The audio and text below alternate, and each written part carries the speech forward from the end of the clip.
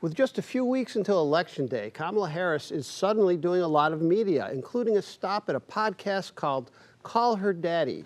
I'll admit I was not familiar with it, but it's one of the most popular podcasts on Spotify. And for his part, Donald Trump was a guest on the show called This Past Weekend, another popular podcast, which, as you can tell, I'm not familiar with. Now, these are not the only non-traditional media that the candidates have been engaging with.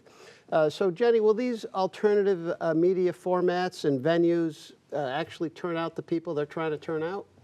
It's a great question. And one of the challenges I think Harris has had up to this point is that, generally speaking, the public doesn't really know that much about her. Even though she's been vice president, she didn't have the primaries to make her case to the public and introduce herself to the electorate.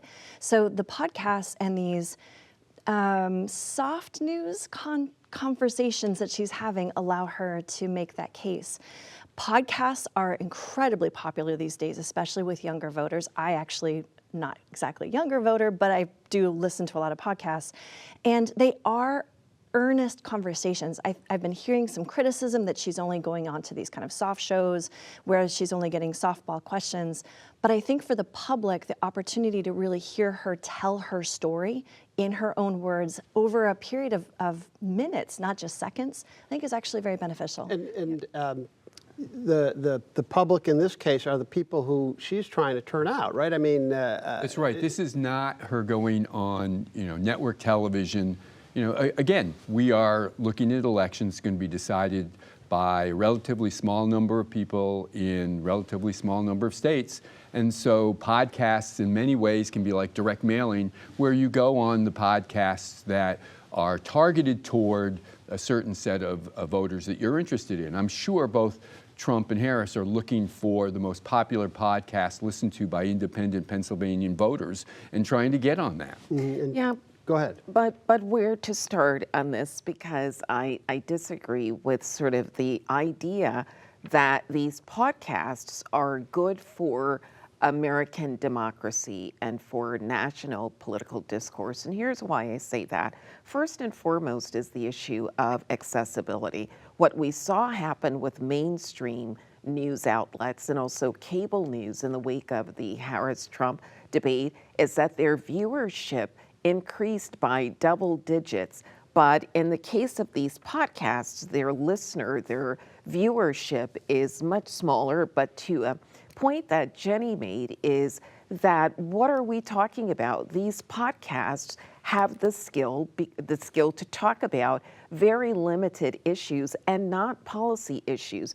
And in the case of the, what is it called, Call Her Daddy, it's self-described as a podcast that focuses on comedy, sex, and relationships. Not that those things don't matter in an election, but as Jenny said, it's really the need for us to know more about Kamala Harris in particular, and to talk about the issues that matter to voters. These podcasters don't have the sort of political background training to be able to have that conversation in a meaningful way. It works for candidates, I would agree. But as for what we are discussing in this country and whether we're getting these candidates being grilled is another issue. No, I agree with the point you've made there, because Joe Rogan, who is pretty much number one, and people love Joe Rogan, and my students love Joe Rogan, but when I've listened to conversations, and there was a lot of this during the COVID, during the pandemic. I mean, he's good up to a point, and then he can't dig in farther. He doesn't have that skill or just research. I wonder, because Donald Trump is also doing this. He's going on sort of the alpha male bro podcast, looking for a different audience, a very different audience from what he would get on. Right. So I agree with my colleagues here, right? Like in some way, name recognition matters, and Kamala Harris didn't have that kind of a long time to have that name recognition. So going into this podcast would at least help Kamala Harris to connect with certain voters who really don't know about them. Trump is a very well-known figure for decades and decades. Right. So I don't know how much. I mean, it's something that he will talk to, I guess the bros, of his crowd. I doubt how much it will change political affiliation, because I do think that political affiliation is a long, drawn-out process. It's about political socialization from childhood and so on. So I don't think people would switch, but maybe some people would come out and vote. I'm not very sure. And just to make a point here, the Alexandria Cooper, she said that when it comes to politics, please hear me out. My goal today is not to change anyone's political affiliation. That's what the host themselves said. So Yeah. I don't know how much it will change the election, but people will get to know them in a way. I'm so sorry. Go ahead, sorry. Yeah, but I would say here again something that Jenny already touched upon, and that is it's not simply about winning voters over. That to me is secondary to first letting voters know who you are.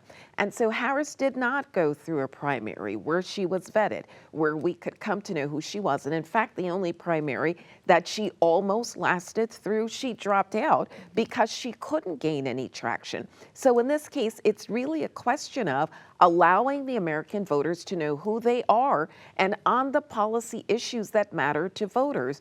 And that is first and foremost inflation and also immigration. The most we know about Harris is that she has a broad vision of helping the working and middle class and sort of these piecemeal other things. But as to explaining in the way that I have to say, Trump has offered an explanation, we still don't have that.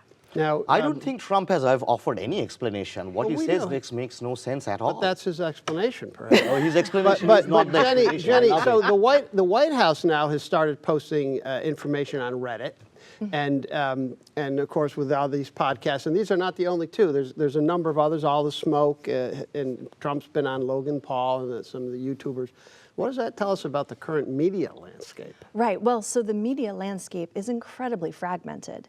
And so that is both challenging for the politicians because they have to really pocket themselves, if you will, into these different audiences through these different venues and social media platforms and podcasts.